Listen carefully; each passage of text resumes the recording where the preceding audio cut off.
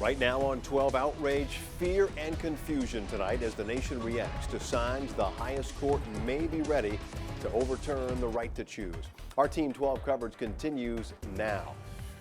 And a report that has sparked outrage across the country suggesting that the Supreme Court could soon overturn Roe versus Wade. News 12's Blaze Gomez is in Orange County tonight, where protesters were outside Assemblyman Colin Schmidt's district office criticizing his stance on women's issues. So Blaze, what can you tell us?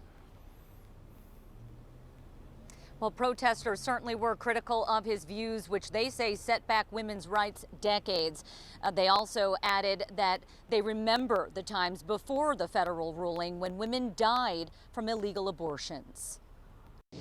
Hey, hey, ho, ho, voters must protect Roe. Armed with signs and their voices, I know the world that Colin Schmidt would take us back to. demonstrators marched outside Assemblyman Colin Schmidt's headquarters in Washingtonville Tuesday, protesting the state lawmakers' voting record when it comes to abortion. Today, it's women's rights, it's Roe versus Wade, and tomorrow it's marriage equality and other civil rights and voting rights. Schmidt, who is running for Congress, voted against New York's Reproductive Health Act in 2019 that legalized abortion past 24 weeks if a woman's health or life are at risk or the fetus isn't viable. Protesters say his stance is part of the social and political climate now challenging Roe versus Wade. Abortion has happened, will be performed, and what happens when it's made illegal is that more persons of childbearing age are going to die. Schmidt released a statement saying, while we must await the court's final decision, it is unfortunate that New York Democrats have already cast aside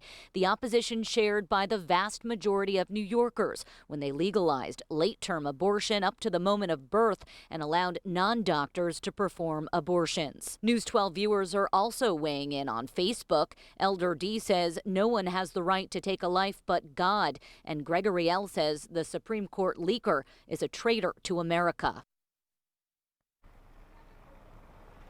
Now, Assemblyman Schmidt is running against Sean Patrick Maloney for Congress. Schmidt, in the middle of all of this, hasn't exactly said whether or not he supports overturning Roe versus Wade, in a tweet Maloney called the possibility draconian.